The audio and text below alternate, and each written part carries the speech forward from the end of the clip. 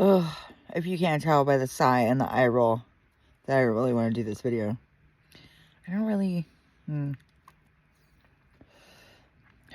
But you know what? When we're obedient to the Lord, we have to be obedient. And that can be kind of frustrating sometimes. I'm not gonna lie. I've been living in my car with my dog for a year and a half now. We had a different car to begin with. We had a Honda Civic. It was a two-door. It didn't have no fan, no heater. It was a fucking nightmare. It was a horrible. I mean, I was so grateful to have the car, don't get me wrong. But, I mean, rather than not have any car, you know? And it ran all right until the end, more or less. But, for living in, no, the car was horrible. It didn't have any tint on the windows. I mean, I don't even know how I made it through the summers with Bella. I mean, I bought umbrellas that, you know, that I could afford and shit like that. And I remember for about 3 months in the summer, from like June, July, and August, excuse me, and part of September, I was buying 2 bags of ice every day for, I mean, you know, it was like $10 a day. And I found the cheapest place for ice. I mean, I shopped around, don't get me wrong. I wasn't just like throwing my money away, but the 2 people that I knew, they were still alive, you know, and willing to help me, or at least they said they were. Didn't help me. They left me. All my family and friends are dead, for the most part. I mean, I have people I'm friendly with, but I don't really, we know we're not friends. We don't talk very often. I don't expect things to stay that way. It's like, you know, the couple people that I know that I would talk to, you know, they're, you know, we're all doing our own thing, and they all live far away, and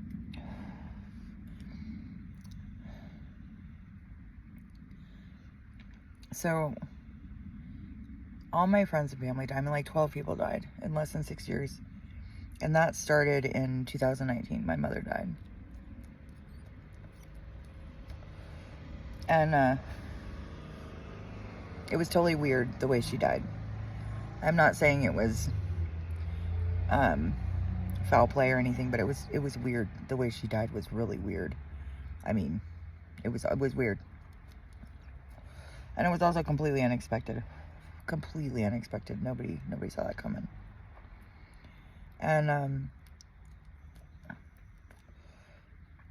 you know, as I stated in previous videos, like, my mom and I were not close towards the end of her life. She had a lot of mental illness issues, and we were always very close before that. It was kind of the weird thing for me. So, these rolled cigarettes go out really easily. So, after everybody died, like, I'll just kind of fast forward a little bit. Well, not.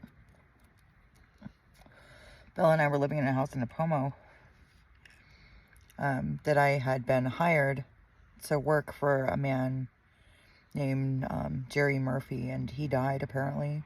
I didn't know he died until October of 2022, and he died oh no, I didn't know until December of 2022, but he died in October of 2022. And I, you know, like I said, I didn't know. Nobody notified me. Nobody called me. Nobody told me shit. I didn't know. Not the supposed family who wanted his home so bad. I never heard a word from them. So, I mean, they never approached me as Jerry's family. You know, I got approached by a lot of other people saying a lot of other things, but not by anyone saying, you know, hey, I'm Jerry so-and-so. You know, I want the house. Can you leave? Nobody said a fucking word to me. No, Jerry and I had our own deal about the house, but it was all verbal, so I couldn't prove anything. And Jerry was the kind of person, he was so paranoid. Excuse me. He would not sign anything. I mean, he wouldn't sign anything. The only thing that man ever loved that I could tell at all, was his mother, kind of, and his dog, Honey Bear. And Honey Bear was dead, so I was approached by some scam artists. First over the phone, as far as I know, And you know, they made like outrageous claims, totally illegal, completely illegal shit. Some of it I streamed on Facebook Live. Under my previous, or under my name, Are You Wise was my Facebook name, and on Facebook. And I tried to get help with it. I mean, I did get help with it. I hired 2 attorneys. They changed their story really quick. I mean, how else? Why would they change their story? I mean, attorneys that, you know, stood to lose their bar licenses, both of them. They worked for a law firm out of LA, you know, the type that you pay like $25 to, and they like help you write letters and just kind of like verify that documents are legal. They told me at first that it was completely erroneous what these people had served, you know, put on the door. They taped some bullshit on the door, and I knew it was fake, but I wanted witnesses, you know, I wanted... That blew up in my face. 2 attorneys from that place, and I have the documentation from both of them, too. You know, because I was paying their service. You know, so I have the bank statements that I paid their firm and everything. I mean, I don't remember the name. It's a one of those big places that you pay like $25 to a month, you know, and you can get legal advice, that kind of shit. So finally, I think after, because Jerry told me, while Jerry was still alive, Jerry told me not to leave. He told me, don't leave. And so I didn't, and he never, I mean, he and I had this conversation about, like, who the fuck are these people, etc., etc. He didn't seem to know. Either that, he was completely lying to me. I don't really know why he would do that, but who knows? I don't fucking know. You know, being a caregiver is kind of weird sometimes. But, and despite how much I thought that man was a son of a bitch, and he was, especially to women, he was good to me. He really was. Finally I leave in like June. I think it was June of the fuck. I don't even fucking remember. It was June of 2022. It had to be. And I came back down here to Santa Barbara. Totally broken. I mean, broken-hearted, broke. Like, didn't have any money.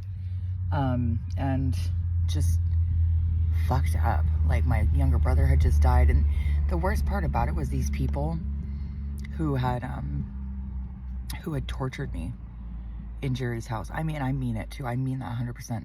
I was gang stalked. I was stalked. I was harassed. I was, you know, and my neighbors knew about it. I know that my neighbors knew about it. There's no way they couldn't have known. That street only had one way in and one way out. Like, there's no way somebody could have done as much as those people did to me without somebody noticing. Period. And or being in on it. I'm not 100% certain. I'm not trying to accuse people. I'm just stating the obvious, actually. So, you know, my mail was getting stolen. I mean, all kinds of shit that continues to this day. I'm still having issues with my mail. The only mail I've gotten is from one place that, well, I've gotten my Social Security mail like a couple times, but in the last year and a half, that's pretty much all the mail I've gotten. So, like, you know, these people, like, seriously did a number on me, on my identity. I don't actually know the extent to which they were willing to try to kill me and Bella for that house and the property. That's all I really need to know. They were willing to try to kill us. And I'm not kidding about that. I'm not being hysterical. I'm not, you know, I'm not necessarily angry about it. I'm just saying, like, that's what happened to us. And it's, like, I'm not even kidding at all about that. Not even a little bit. I know that a lot of, you know, like, spiritual awakenings and things, like, you feel getting stalked because you're constantly followed by spirit. It's constant. So it can be a little...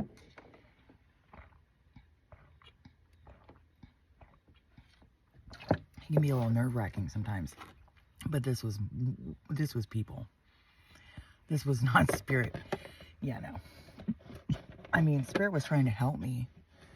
And did help me in many ways. But with no support, the people around me just kept telling me I was crazy and kind of like patronizing me and, you know, going like, yeah, okay, Rebecca. And I'm like, people kill each other for less than $5 every day. They do it. It all happens all the time. Why was it so hard for people to believe that people were doing this to me for a very, very, you know, a big piece of property on a beautiful piece of land in a beautiful place in Nipomo. I mean, the people who lived up there paid a lot of money, and the neighbors also had a lot of money invested in, you know, who they wanted to be their neighbors, and they did not want me to be their neighbor. So, but they were always nice to my face, you know, so, except for the one lady on the corner, her name is Victoria. Oh. Anyway, but like, this was, you know, this went on for years. That's why I say, I've said it in previous videos, the people who did what they did to me and Bella and Nipomo deserve to be in prison for the rest of their lives. It's not just by law. I mean, I'm certain that even if I couldn't prove the attempted murder, I'm not kidding, that just the stalking and illegal surveillance and shit like that went on is enough to put them in prison forever. Forever. Their kids would go to prison. Like, their grandkids would go to prison. It was that bad. I'm not exaggerating at all. So, with no support, no family, no friends, nobody to, like, vouch for me, not really. I was standing completely on my own, and nobody seemed to really give a shit. That's why I continue to say that to this day, is because, you know, I've been shown the ugly side of the world, and frankly, I just expect people to not give a fuck, because that's what I've seen. And, you know, then it's always really nice if people do give a shit. But, like, whatever. I'm not going to hold my fucking breath. And, you know, after what had happened at the Housing Authority apartment complex in Santa Barbara, here in Santa Barbara, you know, I really didn't expect anything, and you can tell. But, you know, my little brother dying was exceptionally hard. And because of the stress that was already on me, I mean, I had lost my best friend died. It was sometime in September. I think it was like mid to late September. I can't remember the exact day that she died. And then my great aunt passed on October 10th. October 4th of 2022. And then my little brother died on December 20th of 2022. And I basically have lost my fucking mind. I mean, I didn't expect my brother to die. I mean, the fucked up thing about it, too, was that, I mean, I had no intuition about him dying. But I did read my cards at that time. I'm not even kidding. This is what happened. I read oracle cards. It wasn't even tarot cards. But not that it really makes any difference. But I'm just saying, like, the message came through on my oracle deck. And it's told me specifically that somebody was deathly ill and probably going to die.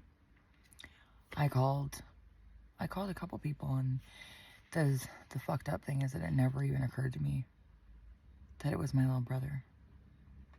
Never. I just didn't even, you know. So then, and it'll make sense why I don't like my sister. I mean, I love her because it's my obligation to, as a human being, as a follower of Christ. And I don't mean Christian as in the religion. I mean as a follower of Christ. He's my ascended master. That's what I have dedicated myself to. And that's what I do. I love people. I don't have to like or agree with anything. If it's against God and it's against themselves, yeah, no, I'm gonna hate your actions too. I'm not gonna hate you, but I'll hate what you do.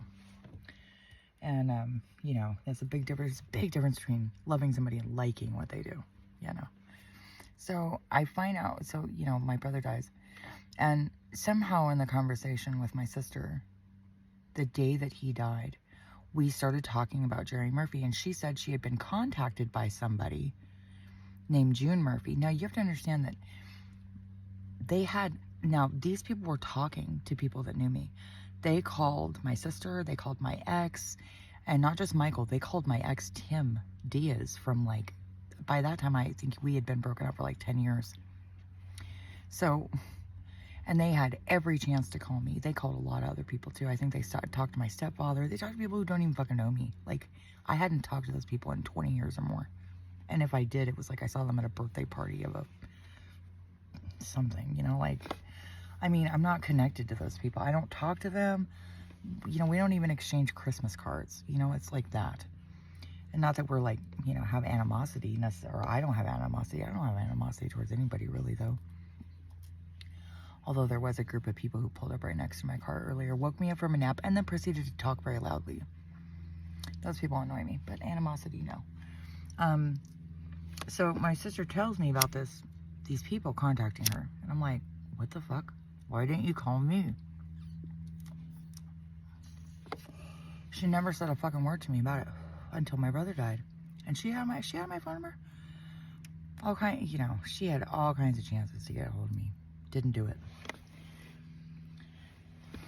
And I mean, she, you know, fuck, she only lived like an hour away, you know. But so I come to find out in a conversation with my sister after my brother died, which was in December, so I didn't know that Jerry was dead, that he had died in October. No fucking clue.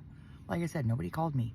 Not the family, Jerry Murphy, June Murphy, supposedly June Murphy. I don't know if she is June Murphy or was June Murphy, whoever the fuck she was. But, excuse me, I was never one time contacted by my family or hers or his, ever. Never. Never, never, never. I didn't actually even know. Jerry had kind of talked about a sister that he fucking hated, and that's, I'm quoting him. I'm not saying my own opinion. Oh, that fucking bitch. I mean, that's why I say, like, I think that the only thing he ever loved in this world was his dog. I'm not kidding, because you never heard him talk nicely about anybody, really. I mean, even the nice things he'd say about me were, like, veiled compliments, you know, like backhanded compliments kind of thing. But, never once, not a letter, not a fucking smoke signal, not a telegram, nothing, never heard a fucking word from any of them. So, and also the people who were contacted by June Murphy, because I don't know if that's who she is, never contacted me. None of them, not my sister, nobody. So, you can imagine my surprise when my sister starts telling me that she was negotiating for my housing with June Murphy. And I'm like, why the fuck? Why would you do that? I'm a grown woman. Like, what? I don't know. This is why I tell you my sister's kind of woo. Because she'll justify that and say that she had my best interest in mind, or that she was trying to help me. And I'm like, how does that help me? The fuck? Like, I never get my sister's affairs ever, and nor would I. Like, if somebody called me and said, hey, I'm looking for Bella, I'd hand her the phone, be like, all right, talk to her. You know what I mean? Like, well, I mean, she's a dog, but, like, you know what I mean? People, nobody ever contacted me. I had no idea this was going on. No clue whatsoever. So, I didn't know Jerry was dead, like I said. So my sister tells me, and I get really mad at her. And I basically tell my sister to go fuck herself, which she deserves, 100%. And I like rolling cigarettes, but like they go out, and then also I can only smoke it about halfway down. It just like gets too, you know, because it doesn't have a filter on it. It gets too, what is the word? Resin, like tobacco resin on the end of it. Anyway. So, you know, and I mean, wow. Like, that was a revelation, though, from my sister. And it was like, even after that, and I told people, you know, and people knew what had been happening with me, people still didn't believe me, that I was being stalked and harassed, and had, you know, there was probably a private investigator, and, you know, I mean, the San Luis Obispo Police Department, or Sheriff's Department, visited the home. I told them there was somebody inside in the attic, and they looked at me like I was out of my fucking mind. I was like, yeah, I'm not kidding. I'm not imagining this. Like, that's, you know, I'm not high. I'm not, you know, like, this is not anything other than what I'm saying it is. They wouldn't help me. There was one sheriff's officer who showed up, sheriff's deputy, who showed up at the house, and I remember exactly what it looks like. I'll remember till the day I die. He had the most god-awful smirk on his face. And he wasn't laughing at me. This was something else. This guy knew me. I don't know how he knew me. I'd never met him in my life. Never seen his face. I didn't know him at all. But he knew me. I just don't know how. But he was leering at me. You know how men do at women sometimes? Like, when they're being nasty, you know, and they're thinking nasty thoughts. And I don't mean like you want your boyfriend or you want somebody that you're attracted to think, you know, thoughts like that towards you. No. This guy was, and he was very slovenly. His uniform was on. His uniform looked like he had just put it on. And this is San Luis Obispo County Sheriff's deputy. And I know it was an actual deputy because another car showed up while their car was there, and he had a partner and everything. It was in a properly marked car, which doesn't always mean something. But when the other car showed up, I know that the department knew. The department full well knew that those officers, that those deputies were there. Because we had to have one fake police car, okay. But two, yeah, no. So, you know, and I had also heard a lot of things on the police scanner about similar issues as to what I was going through. So, I mean, apparently that week that happened to me, there were 5 other calls, and I heard them on my scanner. I know I did. About people claiming that they had voices in their head, people chasing them like crazy shit. And it was then that I realized that this was like more widespread than I thought it was. And it wasn't any kind of drug use. It wasn't mental illness. Like, something was going on in that community. I don't know what it was exactly, but I also know that the criminals that came after me, they were very experienced. They knew what they were doing. They had it down pat. Now, when they ran into me, they didn't really like know what to do, and they got really dirty with me. They did me real dirty.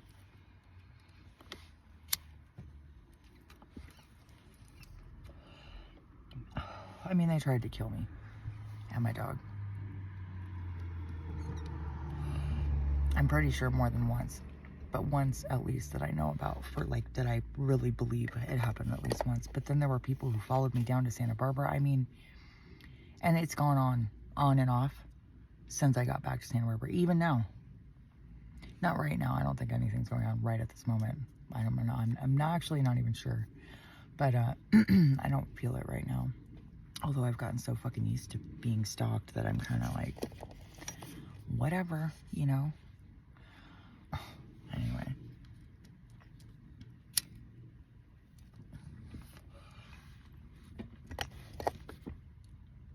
But I warned those people what would happen to them. I did. And I wouldn't have to do a thing. I told them. My sister too. Because once I told her, she didn't care. I told Michael, I told Chuck, nobody cared, nobody listened to me. Literally, no one listened to me. My attorneys were listening to me at first, and then after 5 days, they changed their tune 180, like they were on a script, which is also another, you know, call sign of these criminals. It was like they would tell people what to say, and I mean like verbatim, and they did. That's part of how I kept finding out that certain people were in on it. It was because they were all following a weird script. I was just like, there's no way that this person over here is saying the exact verbatim same words as this person over here. Didn't make any sense. No. I mean, you know, just the logic of it made no sense. It was off the hook crazy. No. Excuse me. So,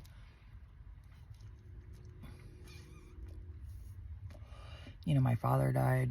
Of course, he didn't die till later, but I mean, there were a lot of things. So, you know, my June Murphy finally contacted me and gave me just, you know, more lies. She just lied to me up one side, down the other. I think I have a very long conversation and all the texts saved on another device that I don't keep with me. That nobody knows where it is because, well, I wouldn't say nobody, but nobody that needs to know exactly, not yet, knows where it is. Like, it's no joke. These people were like willing to do anything, so I had to take measures to protect myself. But anyway,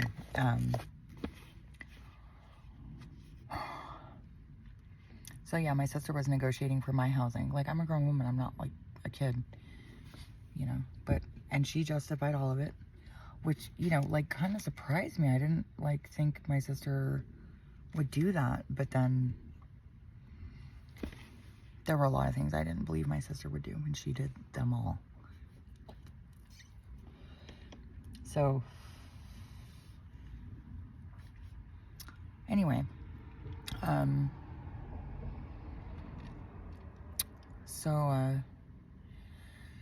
you know, stayed in the car, and I had a terribly broken heart. I was in so much grief, especially after my younger brother died. I mean, that just, it wrecked me. I mean, in every way. I was really, like, admittedly, I was out of my mind for a while. You know, it lasted for a couple months at least. And all I wanted was to be left alone, to heal. That's all I wanted. There were so many people that died in such a short period of time that I didn't even have a chance to bounce back. I couldn't catch my breath. It was kind of like swimming out into the ocean, and it looks all fine and everything, and then a set of waves comes in, and you're just pounded one wave after another after another. This is what this was like. I couldn't catch my breath. Literally, I couldn't breathe. Yeah, and I felt that way for a long time. So then I landed in the car, came back down to Santa Barbara, you know, and nobody supported us. Nobody helped us. Not at all. Not financially, not with showers. I mean, my ex kept telling me, oh, you know, and then his brother kicked my dog, you know, to which I responded by threatening to kill him. His brother, not him, not my ex. And so then what does Michael go do? Michael goes and files a false police report and tells everybody that would listen to him, not just the police. He told people, all kinds of people, because people came after me because of him too. Fucking dick. He told people that I was after him for money and just basically harassing him. And I was like, but he owes me money. He owed me like $800. He still owes me money. I just stopped asking a long time ago. I don't talk to him anymore. I gave him enough rope to hang himself too. I'm like, I can't even, you know. There's a problem with being, you know, an intuitive or a psychic or a medium or a channel, of which I'm all of them. And I'm not even trying as a thing. I'm really not even trying. But like, really, it's more than that. It's much simpler than that. I'm just simply God's daughter. That's really all it is. I mean, I love crystals. I love crystals. Like, I've always loved sparkly, shiny stuff, but like, they don't have any power in them other than they're pretty rocks, really. I mean, I don't think so necessarily. There really are, the power in them is our belief in them. And really, they're creations of God. You know, so like, but like, and anything else that you use, you know, when you use it in love, I know what the Bible says about divination and things like that. But the truth is, the Lord's greatest commandment was to love one another and to do everything out of love. Everything. And when you operate in that energy and you're not looking for anything other than love and faith in God and hopefully God's approval, you know, hopefully, I mean, I hope that God approves of me. I mean, I could only really hope so. I do my best. You know, that's operating in Christ consciousness. That's operating in God's will. And so, you know, frankly, I don't care what anyone says. I truly believe that the reason the Bible says that about divination is the same reason it doesn't explain a lot of things.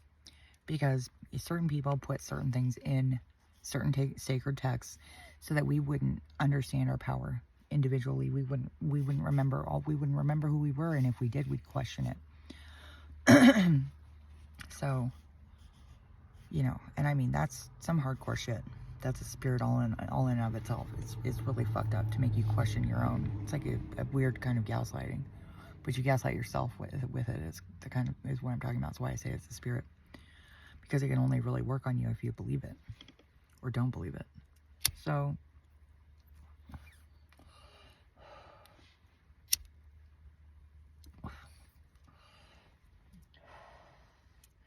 and like all those people, they sold me out. They lied about me. They did all those kinds of things for their own fucking reasons. It wasn't because of anything I did to them. Any of them. None of them. There wasn't anything I did that was like, you know, malicious or, you know, had I had any kind of like hateful intent. I mean, none of it. And this one just fell apart. So, you know, you'd have to ask those people why they did what they did. I really, you know, don't understand at all. I mean, I do intellectually, but not. My heart just goes, yeah, okay, you're fucking crazy. And they are.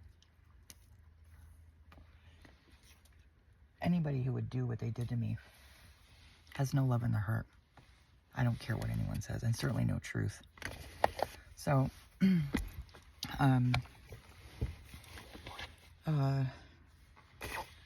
I've been living in the car, and even, you know, even after I got this car, you know, it took me a while to figure out how to be grateful. And the biggest reason for that was because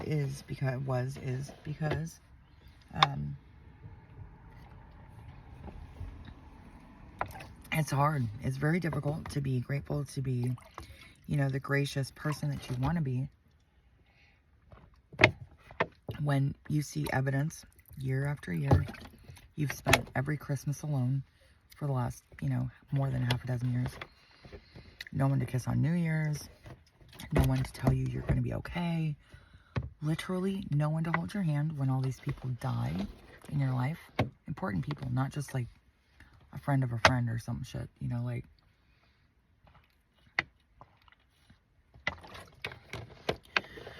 Oh, I feel weird when I'm delivering this message. Anyway, like physically strange. But, I kept going. I didn't know what else to do. Excuse me, I think I've told this story before. I went up the mountain. And with the only goal I had was to heal my broken heart. And the Lord delivered on much more than that. He gave me joy. He gave me peace. He gave me a reason to live. He deepened my relationship with my dog. He pulled me out of prescription medication addiction. And it wasn't like I wanted to be taking it. I wasn't getting high on it or anything. I didn't really honestly want to be taking it, but the issue was I was so scared of the withdrawals, and for good reason. But like, I mean, it wasn't for good reason though. You know, the fear wasn't with good reason. Caution, yes. Fear, no. Fear never has a good reason. Ever. Never. I mean, I understand being afraid. 100%. I understand it. I relate to it. I have empathy for it. And at the end of the day, I cannot tolerate it. Now I can't even tolerate my own fear. It's intolerable. And the way that we all of us, well, not all of us, the way most of us operate when we're operating out of fear is horrible. You know, some of us will be brave and, you know, do the right thing. Where the rest of us like throw each other under the bus and try to save ourselves, you know, at the cost of everybody and everything around us. And that's real. Like, people will throw you under the bus. They will ruin your reputation. And, you know, the assholes who listen, who don't have discernment, they're part of the problem too. But, you know, it landed me completely alone.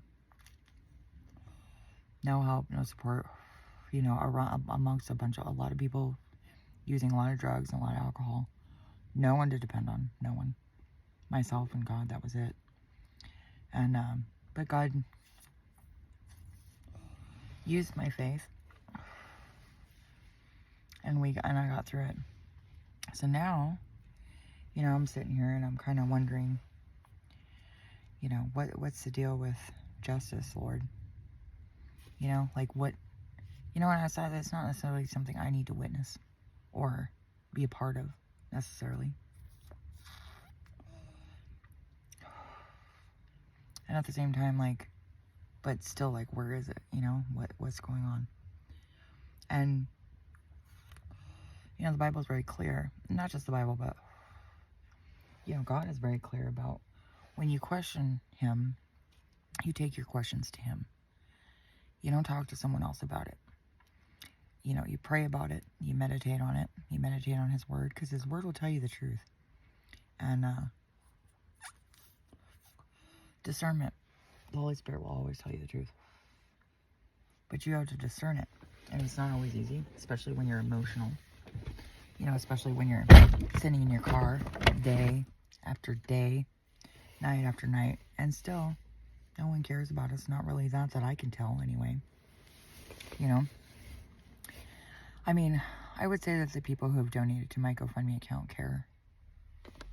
You know, they very obviously do. What is it with people pulling over next to my car today?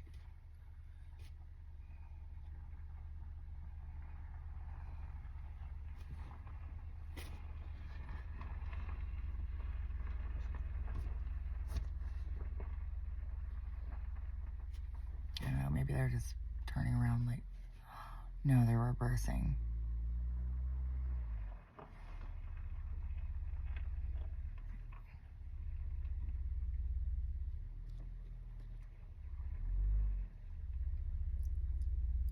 What are you doing?